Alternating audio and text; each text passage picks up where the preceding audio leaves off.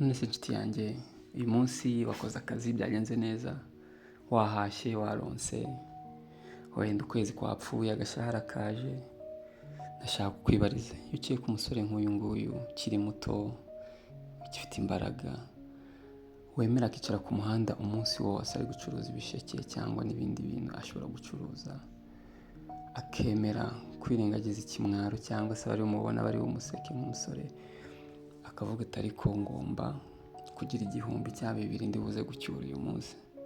Muri make twabonye uyu munsi ukuyemo bibiri ngakuramo igihumbi, undi agakuramo bitanu, tugatera inkunga uyu musore, tukamutera kuraje. Urabona bitaba ari byiza? Uyu munsi akava ku muhanda, akaba yashinga akabotike, bikazakura akazagira n'iduka, akabaho neza umuryango we n'inshuti ze, nawe mu byo azageraho akazafasha abandi.